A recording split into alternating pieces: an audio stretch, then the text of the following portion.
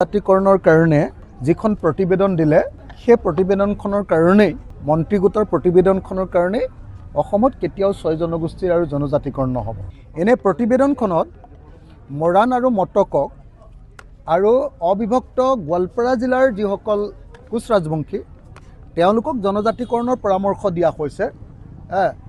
ST plains ৰূপে জনজাতিকৰণৰ পৰামৰ্শ দিয়া হৈছে, কিন্তু তেওঁলোকক এই প্ৰতিবেদনৰ ভিতৰত অন্তৰ্ভুক্ত কৰি বাকী যিসকল আহোম, চুতীয়া, তাৰপিছত চাহ জনগোষ্ঠী, আদিবাসী আৰু কোচ ৰাজবংশী অবিভক্ত গোৱালপাৰা জিলাৰ বাহিৰৰ যিসকল আপোনাৰ কোচ ৰাজবংশী মানুহ সেইসকলৰ নাম ST ভেলী কৰি দিয়াৰ কাৰণে সৰ্বশেষত মৰাণ মটকেও আচলতে এই মুহূৰ্তত কোনো পধ্যে জনজাতিকৰণ নাপাব। সেইকাৰণে এই কথাটো প্ৰমাণ হৈ গৈছে যে 2019 চনত বিধেয়ক উত্থাপন কৰি যি বিজেপি চৰকাৰে 6টা জনগোষ্ঠীকে জনজাতিকৰণৰ পৰামৰ্শ দিছিলে, ব্যৱস্থা লৈছিলে, সেই পৰামৰ্শ অতৰাই এতিয়া আমাৰ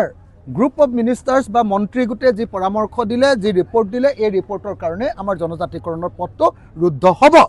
সেইকাৰণে এই মুহূৰ্তত মই দাবী উত্থাপন কৰিছোঁ যে 2026 চনৰ বিধানসভা নিৰ্বাচনৰ আগত শেষৰটো কেন্দ্ৰীয় চৰকাৰৰ সংসদৰ শেষৰখন অধিৱেশনে হ'ল বৰ্তমান চলি থকা ডিচেম্বৰ মাহৰ সংসদৰ লোকসভা আৰু ৰাজ্যসভাৰ অধিৱেশন। সেইকাৰণে মই দাবী জনাইছোঁ ৰাইজৰ দলৰ সভাপতি হিচাপে আৰু ঐতিহাসিক শিৱসাগৰ বিধানসভা সমষ্টিৰ বিধায়ক হিচাপে আৰু লগতে 6 জনগোষ্ঠীৰ এজন মানুহ হিচাপে, আহোম জনগোষ্ঠীৰ এজন মানুহ হিচাপে মই দাবী উত্থাপন কৰিছোঁ যে অসম চৰকাৰে অনতি বিলম্বে কেন্দ্ৰীয় চৰকাৰৰ লগত আলোচনা কৰি বৰ্তমান চলি থকা কেন্দ্ৰীয় চৰকাৰৰ কেন্দ্ৰীয় সংসদত, ৰাজ্যসভা আৰু লোকসভাত 6 জনগোষ্ঠীৰ জনজাতিকৰণৰ বিধেয়কখন উত্থাপন কৰক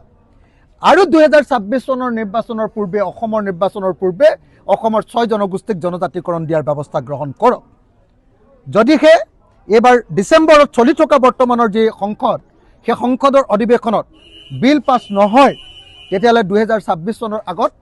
তাৰমানে নিৰ্বাচনৰ আগত কোনো পধ্যে 6 জনগোষ্ঠীৰ জনজাতিকৰণ নহ'ব। তো যিহেতু 2016 চনতে ভাৰতবৰ্ষৰ প্ৰধানমন্ত্ৰী নৰেন্দ্ৰ মোদীয়ে 2016 চনৰ আগত 2014 চনতে 6 মাহৰ ভিতৰত 6 জনগোষ্ঠীৰ জনজাতিকৰণ কৰিম বুলি কৈছিলে। 2016 চনতে যিহেতু তেওঁলোকৰ ভিজন ডকুমেণ্টত, বিজেপিৰ ভিজন ডকুমেণ্টত 6 জনগোষ্ঠীৰ জনজাতিকৰণৰ তেওঁলোকে প্ৰতিশ্ৰুতি দিছিলে। গতিকে মই ভাবোঁ যে 2026 চনৰ বিধানসভা নিৰ্বাচনৰ আগত 6 জনগোষ্ঠীক জনজাতিকৰণ কৰিব লাগে, আৰু যদি 6 জনগোষ্ঠীৰ জনজাতিকৰণ কৰিব লাগে তেতিয়াহ'লে বৰ্তমান চলি থকা কেন্দ্ৰীয় সংসদৰ অধিৱেশনত 6 জনগোষ্ঠীৰ বিধেয়কখন পাছ কৰিবৰ কাৰণে মই এই মুহূৰ্তত অসম চৰকাৰ আৰু ভাৰত চৰকাৰক দাবী উত্থাপন কৰিছোঁ। আৰু মই 6 জনগোষ্ঠীৰ নেতৃবৰ্গকো চৰকাৰক প্ৰশংসা কৰি নাথাকি চৰকাৰে যাতে এইবাৰ আপোনাৰ ডিচেম্বৰ মাহৰ এই অধিৱেশনতে যাতে 6 জনগোষ্ঠীৰ জনজাতিকৰণৰ বিধেয়কখন উত্থাপন কৰে সংসদত, তাৰ কাৰণে হেঁচা প্ৰয়োগ কৰিবৰ কাৰণে মই আহোম, চুতীয়া, আপোনাৰ কোচ ৰাজবংশী, চাহ জনজাতি, আদিবাসী, মৰাণ আৰু